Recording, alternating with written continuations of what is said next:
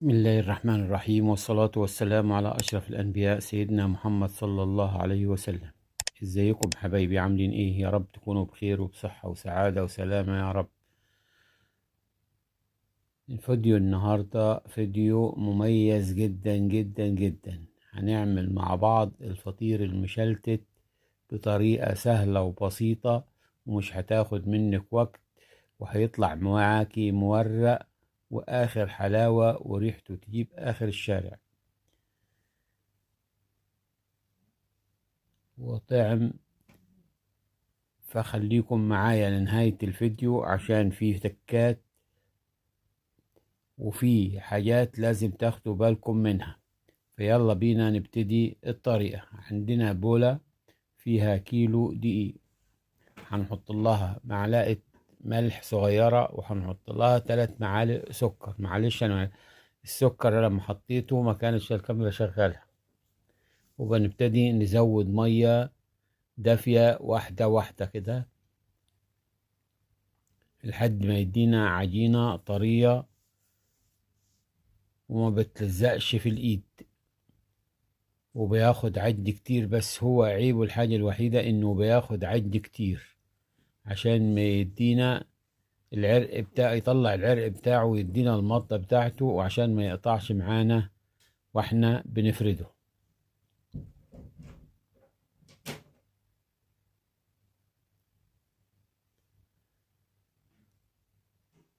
وبنزود المية زي ما انتوا شايفين واحدة واحدة، وما نحطش المية مرة واحدة عشان ما يزيدش معانا وتبوظ معانا العجين.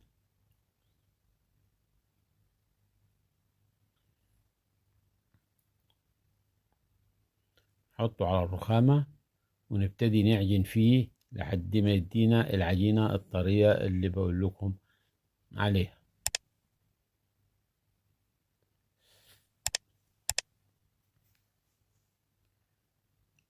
هتاكلوا فطير في منتهى الحلاوة وفي منتهى الجمال. كل ما تعجنيه أكتر كل ما يديكي فطير مورق أكتر وأكتر وأكتر. هنحطه في البولة تاني ونسيبه يرتاح لمدة 5 دقايق، وبعد كده نطلعه نفرده كله مرة واحدة كده. نفرد الكيلو كله مرة واحدة.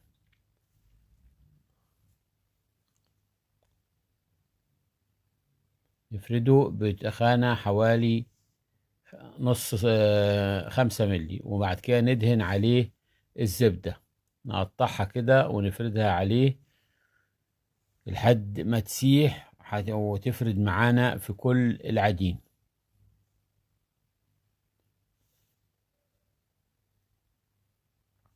لو انت مش مسيحاها، ولو انت مسيحاها بتفرديها على طول فيها.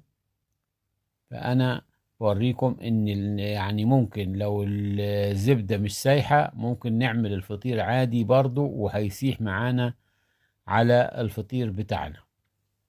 الزبدة هتسيح على الفطير بتاعنا عادي وهتدينا نتيجة ممتازة ممتازة بمعنى الكلمة. نبتدي نفرد الزبدة على كل الفطيرة بالشكل ده.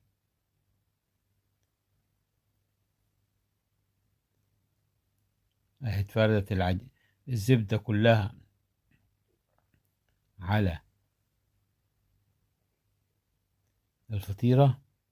وهنبتدي بعد كده نعملها رول.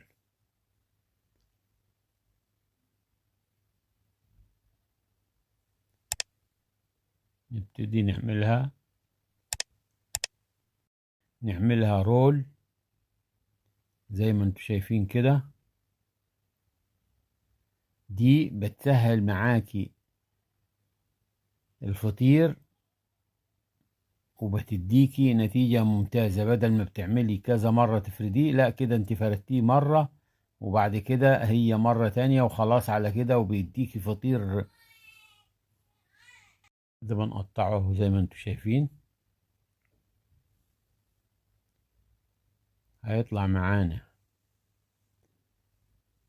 حوالي 7 كور.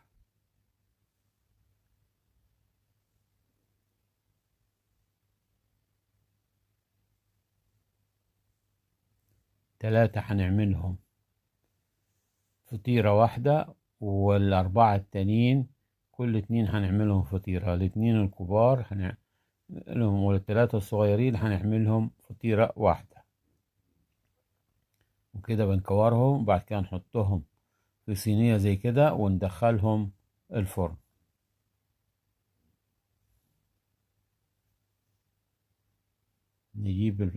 بعد ما ريح في الفرن ندخلهم في التلاجة. بعد ما دخلناهم في التلاجة بنبتدي نفردهم كده. وانا فردت واحدة قبل كده يعني كانت الكاميرا مش شغالة. وبندهن الوش زيت كده، وبعدين بنحط واحدة من داخل واحدة ونلفهم، نطبقهم كده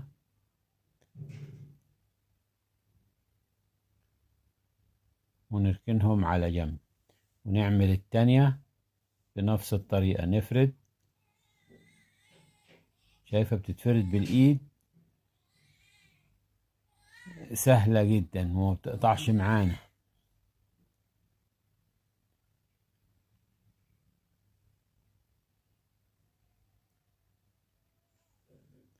هنا سمنة، بعدين نلمها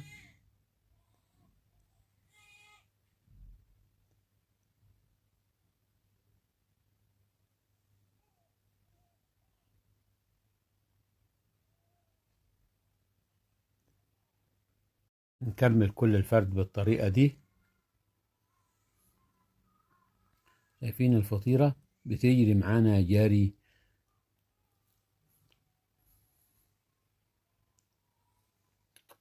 خاصة ان احنا مريحينها.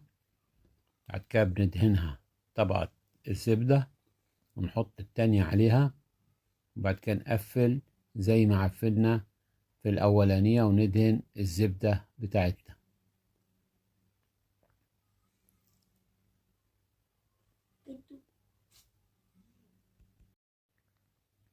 وهنكمل الطريق بالطريقة دي لحد ما نكمل كل الفطير وارجع لكم تاني. كده كملنا كل الفطير وحطيناه في الصواني بتاعة الفطير، وندخله على فرن حامي جدا، وطلع معانا بالشكل ده.